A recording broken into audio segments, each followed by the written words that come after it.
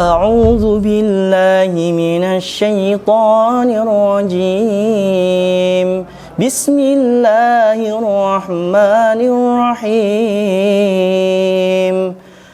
وما محمد إلا رسول قد خلت من قبله الرسل أفإن مات أو قتل انقلبتم على أعقابكم ومن ينقلب على عقبيه فلن يضر الله شيئا وسيجزي الله الشاكرين.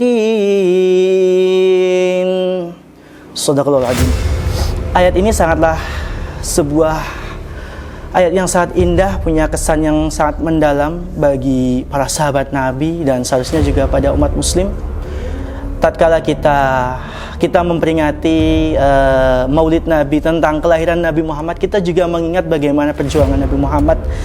Pada saat itu ayat ini turun berkaitan ketika suatu saat Rasulullah SAW setelah mengadakan peperangan di medan perang Uhud, maka syaitan dengan menampakkan wujud manusia di hadapan para pasukan muslim pada saat itu berkata, Muhammad telah mati, Muhammad telah mati. Maka sahabat-sahabat Rasulullah kaget dengan hal itu. Memang sangat mencekam kondisinya. Saat itu umat muslim sangat terpojok. Beberapa sahabat Nabi bahkan kena panah, bahkan gigi Rasulullah sendiri pun terkena hantaman anak panah itu sampai di giginya. Maka turunlah ayat ini menerangkan bahwasanya wa ma Muhammadun illa rasulun qad khalat min qabli rusul. Nabi Muhammad ya seorang rasul dan sebelumnya juga sudah ada ke rasul-rasul sebelumnya. Lalu apa yang akan kamu lakukan? Intinya emang kalau sudah meninggal dan sebagainya kalian akan berbalik ke belakang, akan murtad dan sebagainya. Sebuah pertanyaan buat kita dan sekaligus khusus pada saat itu untuk sahabat Nabi di Shahibul Uhud ya, orang-orang yang di perang Uhud pada saat itu berjuang. Diterangkan dengan hal ini, apakah kalau seperti ini lalu akan murtad? Maka ayat ini turun menguatkan bahwa siapa yang mundur belakang dan sebagainya tidak akan menyebabkan madarat apapun terhadap Islam, tidak merugikan apapun terhadap perjuangan Islam.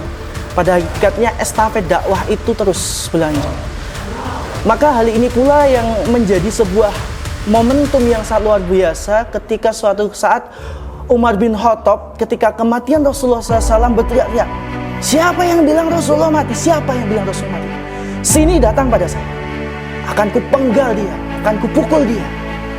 Kondisi saat itu sangat luar biasa. Rasulullah dengan wafatnya Rasulullah, semua umat pada saat itu, umatnya Rasulullah SAW, sahabat dan sebagainya sedih dan lain sebagainya, dan kondisi yang sangat berduka saat itu. Maka Umar bin Khattab diingatkan oleh Abu Bakar. Saat itu Abu Bakar memeluk jasad Rasulullah, terus bangkit, terus menyadarkan, mendekati Umar bin Khattab yang saat itu emosi dengan katakan Rasulullah itu nggak mati, Nabi Muhammad nggak bakal mati. Lalu Abu Bakar menerangkan dengan ayat indah ini, wa ma Muhammadun illa rasulun qad khalat min qablihi rusul afa immata au qutilan qalabtum ala aqabikum, dan seterusnya. Di dekapnya Umar bin Khattab berkata, Rasulullah itu juga, Nabi Muhammad hanya Rasul, beliau juga akan meninggal, beliau akan wafat. Lalu setelah wafatnya, emang Umar mau ngapain? Apakah kita akan berbalik ke belakang, murtad dan sebagainya? Diingatkan kembali, flashback kembali ayat-ayat itu untuk mengingatkan para sahabat yang saat itu, yang seolah dengan kematian Rasulullah sangat terkejut dan sangat terpukul pada saat itu. Maka ayat-ayat ini menjadi penerang buat kita bahwasanya Rasulullah telah meninggal, tapi estafet dakwah pada warasatul anbiya, yaitu para ulama, terus mengalir. Apakah kita akan menjadi bagian dakwah itu, ataukah kita akan pergi dari dakwah itu terserah kita, pilihan kita. Tapi intinya tidak akan merugikan dakwah itu sendiri, tidak akan merugikan Allah itu sendiri, tidak merugikan Islam itu sendiri. Adapun pilihan untuk berdakwah, untuk memperjuangkan agama Allah, menjadi penerus Nabi, menjadi orang-orang yang membantu para ulama, warasatul anbiya, itu adalah pilihan kita. Maka ayat ini di momentum di bulan Maulid ini menguatkan kita untuk senantiasa sudah seharusnya kita di jalan dakwah, sudah seharusnya kita berjuang di mana ada lini-lini dakwah, ada perjuangan dakwah, kita ikut di situ. Apapun benderanya, apapun organisasinya, apapun latar belakangnya, selama itu menyerukan kebaikan, berdakwah pada Islam, kita ikut semampu kita, sebisa kita.